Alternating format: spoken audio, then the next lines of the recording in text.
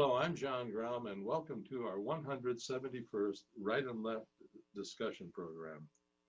We hold our televised discussions twice monthly to demonstrate the value of civil, productive, open-minded political dialogue.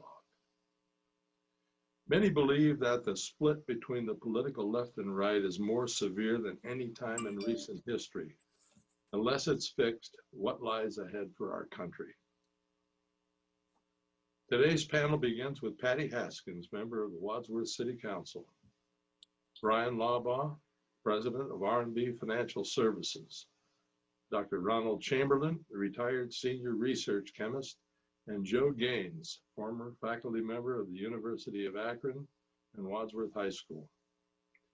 Patty, do you believe that the political cleavage in this country has gone beyond the point of no return?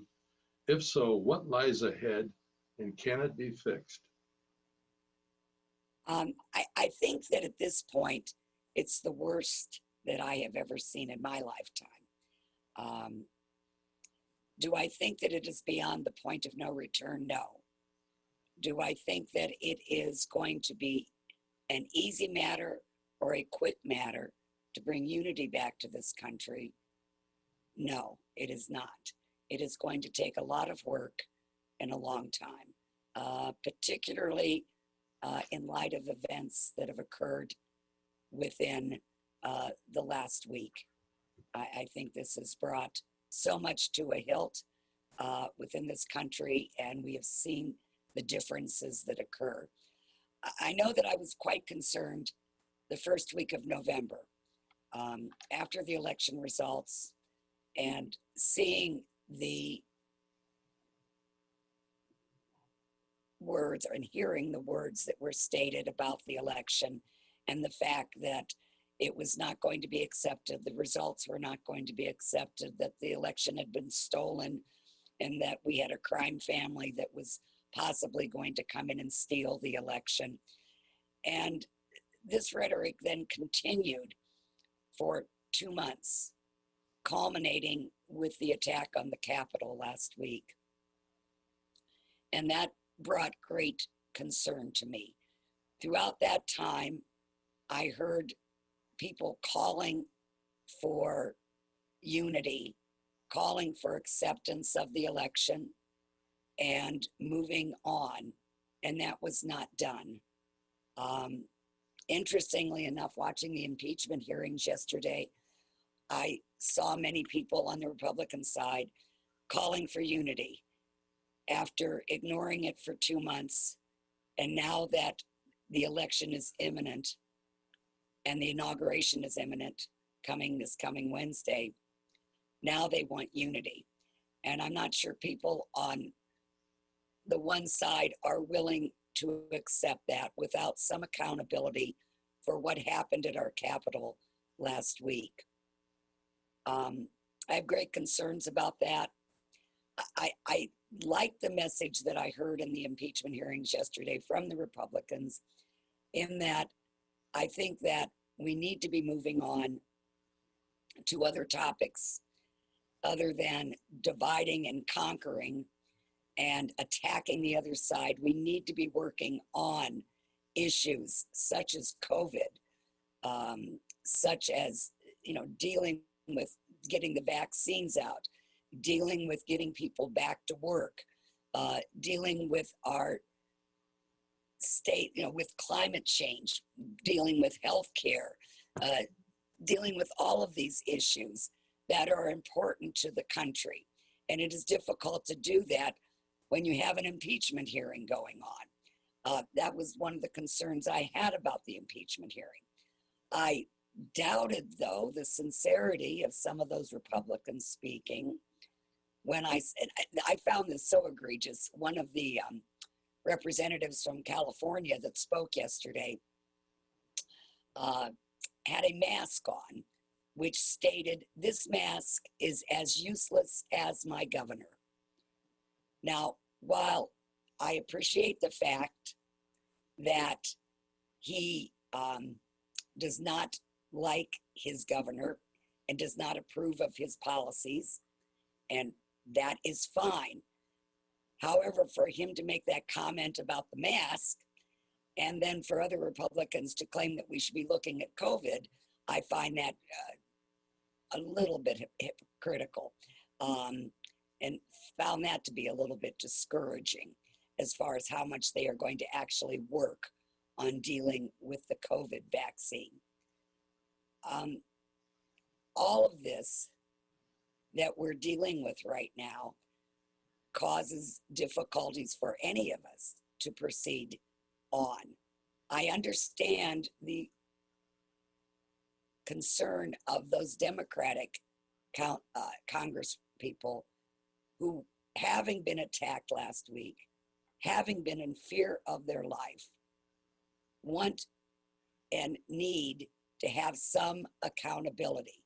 Accountability for a president who continued to stage rallies for the last 2 months, where he said that the election was stolen, that a crime had been committed against him and against all of them, to call for a rally the day of certification by the White House, to have speakers such as Don Jr., who stated that there are heroes and zeros, and we're going after the zeros, and we are going to have fun. Speakers like Rudy Giuliani, who slammed his fist on the dais and then stated it is time for trial by combat. For a president who, while saying the word peacefully once, also stated that there's no time for weakness, there is time for strength. We are going to the Capitol and make ourselves heard to prevent the steal of this election. To state that Mike Pence would have to do something that was unconstitutional, and that Mike Pence had the right to overturn the results of the election when he didn't, and then to stir up those people that were attending that rally into thinking that Mike Pence could have done something, stirring them up so much that by the time they reached the Capitol, they were shouting, "Hang Pence." All of this, I think, has to be considered. But one of the things we can do, I think, to help bring about more unity is to put a clamp down on those extremist groups which are pushing this rhetoric. Many of the people that were in that Capitol were members of QAnon, as well as Proud Boys. These ultra-extremist organizations that are perpetrating this type of divisiveness need to be stopped. I'm a big believer in free speech, really think that. But very honestly, I had no problem with some of the actions that were taken this week by the tech companies, limiting speech, that it does promote violence, that does promote divisiveness. That a lot of what happened this last week was planned on these streaming devices. And that needs to be stopped, and it needs to be quelched. Whether it is a group on the right or whether it is a group on the left, such as Antifa, all of these groups need to have that platform removed so that the normal people, the people that are sane, the people that are willing to listen to one another and to get things done for the sake of this country, can act in a peaceful and in a democratic manner. Bryan, what do you think about what Patty just said?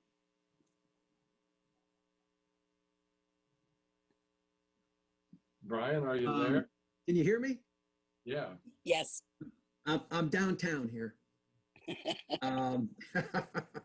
Beautiful day. Good morning, everyone.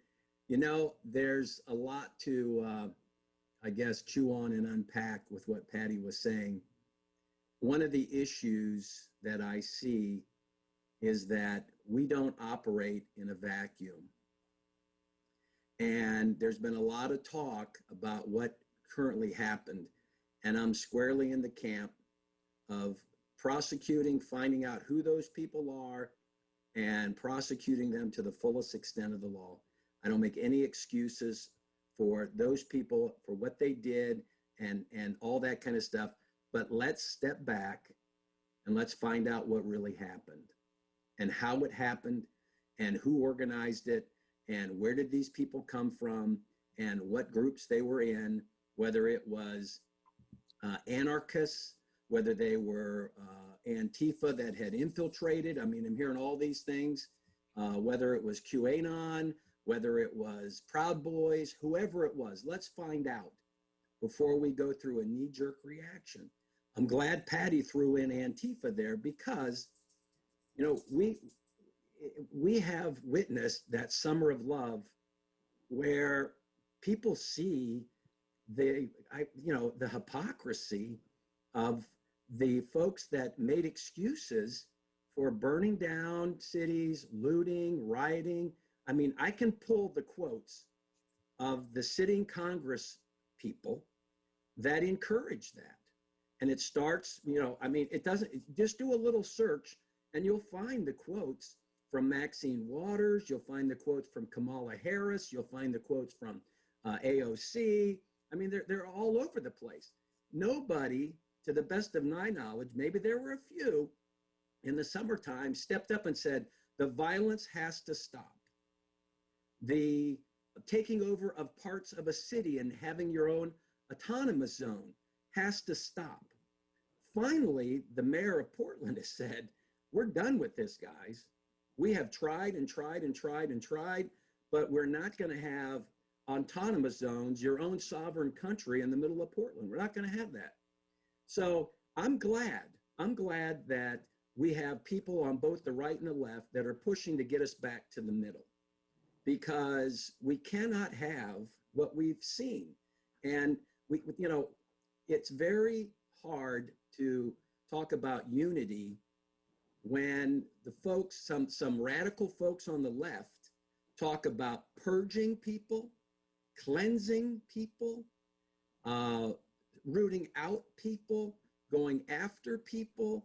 That, I don't believe that helps the situation at all. It inflames it as far as I'm concerned.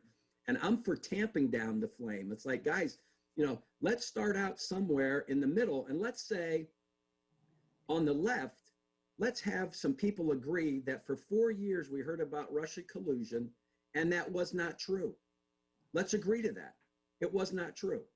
Let's also agree that the election was fair for everyone and it was free and the election was the election. And I've said that, plenty of times before. This notion that somehow it was thrown by, the computers and all that kind of stuff, that just has to go out the window. But we have to be able to gore, in essence, our own little sacred cows. We have to be able to say to the people way on the right, no, the election was fair. There might have been some anomalies here and there, but we're going to get to the bottom of it. And the folks on the left are going to have to go to the folks on the way left and say, guys, Donald Trump was a duly elected president for 4 years. Just because you had a resist hashtag in your Twitter feed and he's not my president for the last 4 years doesn't do any good. It doesn't help anybody. It damages the body politic. I mean, I'm reading a book now on some things about the Civil War. If you think things were bad now, you might have wanted to live during some of the parts of the Civil War because it was nasty. And it ended up getting a president assassinated. So we can't forget about that kind of stuff. We've been to this before. We have to work together and say on either extreme, no, that's not true. It's not true that Donald Trump is a Russian spy. That's not. He might be a village idiot, but he's not a Russian spy. And on the right, we have to tell them, listen, the election, Joe Biden won. It might not be our guy, But I'm not going to put up, he's not my president, and resist for the next 4 years. We have to be able to accept the results of the election. We can't start screaming, do away with the Electoral College, do away with the institutions. You know, these people are Nazis. We can't do that. It doesn't help. So let's be willing to gore some of our own sacred cows and admit, you know what? Some of the things that came out in the media were not true. They were not true, and we got sucked into that. We've been whipsawed around by the media, and I've been talking about that forever. And on the other side, on the far right, say, guys, stop this talk. You know, there's talk that somehow there's going to be a net come down on all the people at the inauguration. It's like, guys, that's not true. It's not going to happen. Joe Biden is going to be the next president of the United States. Kamala Harris is going to be the next vice president. I might not like that, but I'm not going to, you know, continue to peddle in these conspiracy theories that keep going around out there. So I think there's room to compromise, but we have to start by calling out the people that we know on the left and the people that we know on the right. And we have to be, you know, adult enough to do that and say, you know, this doesn't help moving forward. So that's my piece. Yeah, Ron, if we can't do what Bryan just suggested, what do you think is going to happen? First of all, I don't find much to disagree with in both the two previous people here. Bryan, well done, well said. In the short term, John, I'm not very hopeful. I see a couple of things concern me. Although the part of me is applauding the impeachment, I think it's probably going to be more divisive than useful at this point. People are entrenched. I'll give you, as an example, I'm going to give you basically an anecdote on this. I mentioned a couple of times that I have several cousins who are pretty far right wing. And I had known these people as children, and as adults had seen them maybe once in a while when our visits home would coincide with their visits to their parents and that sort of thing. But I got reacquainted on Facebook 5 or 6 years ago. And as the election commenced with Trump, they became increasingly aware that they were very favorable for Trump and very right wing. And we went on for a bit, and we had some pretty good give and take, but eventually they really were reluctant to have any kind of a civilized discussion with me about this, but and then the COVID hit and the mask wearing was an issue for them. And I got insulted rather regularly.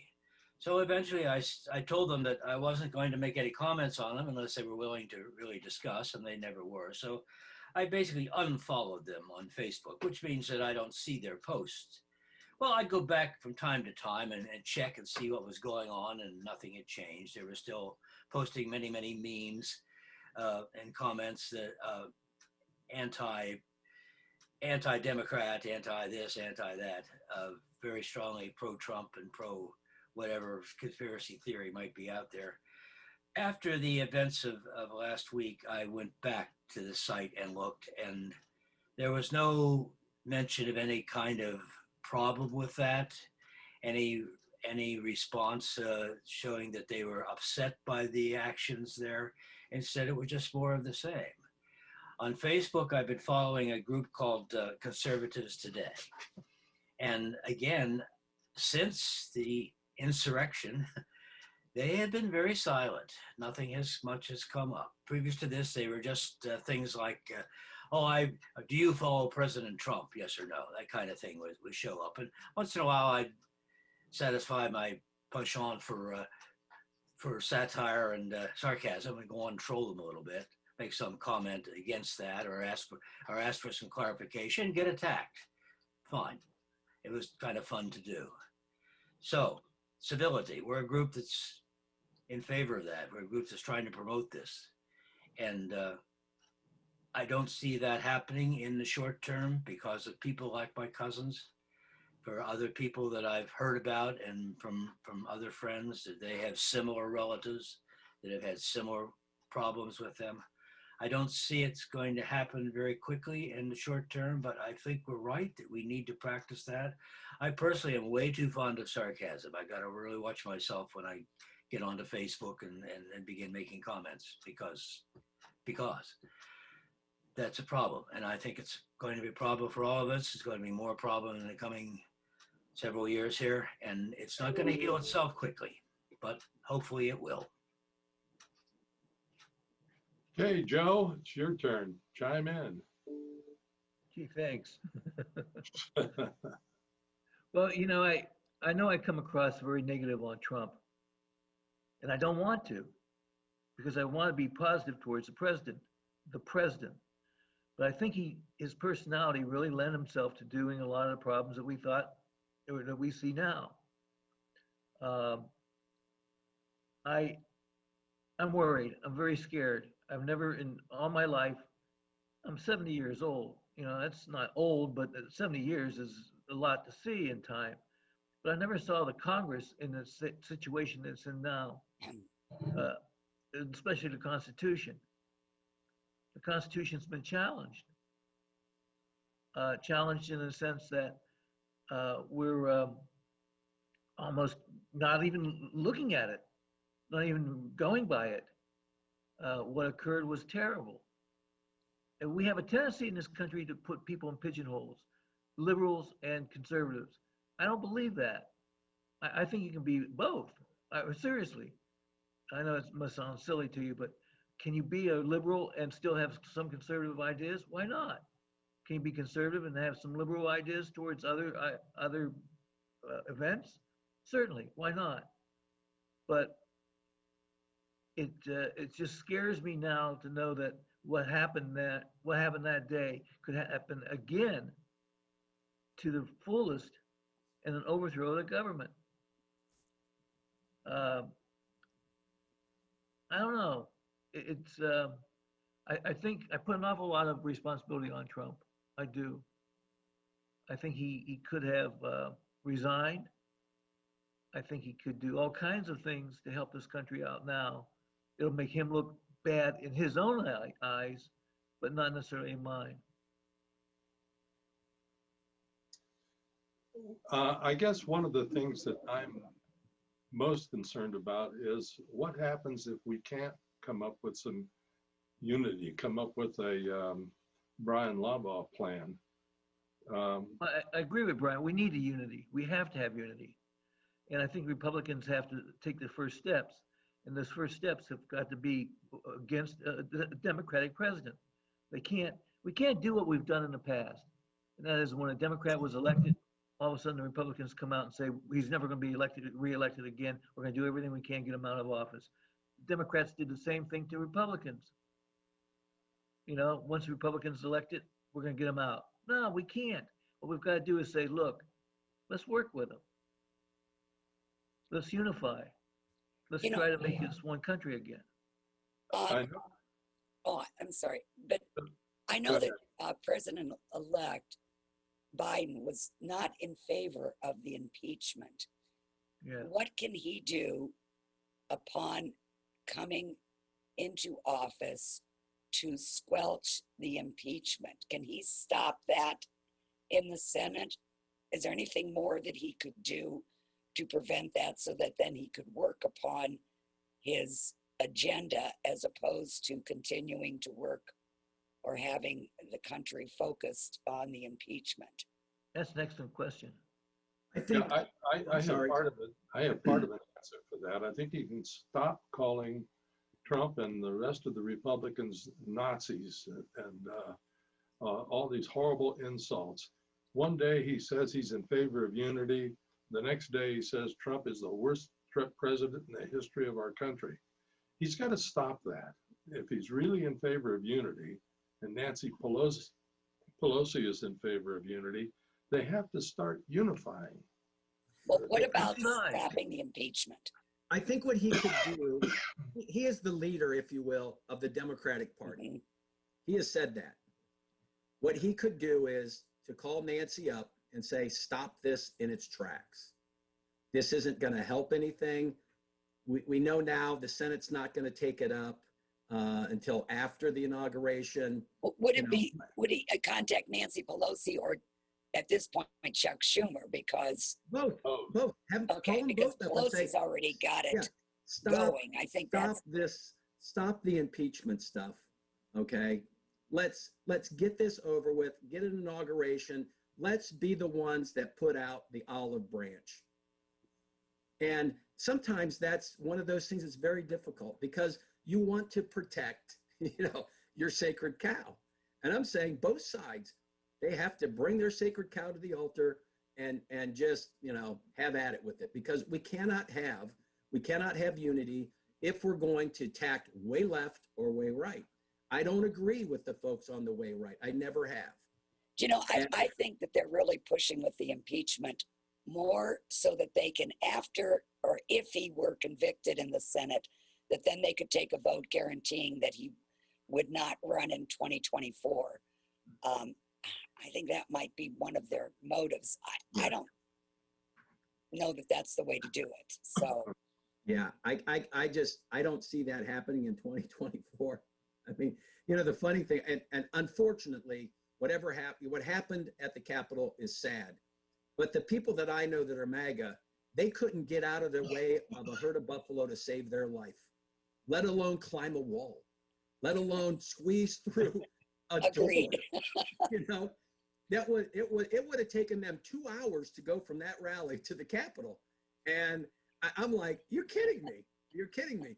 That guy that barely can barely make it up a flight of stairs is going to run to the Capitol.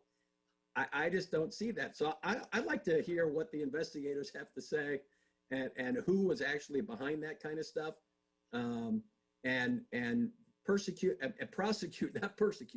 prosecute those people to the fullest extent of the law. Throw them in prison. We can't have that kind of stuff, no Like matter they- what side you're on. like they did with the BLM and Antifa. Well, maybe that's another program.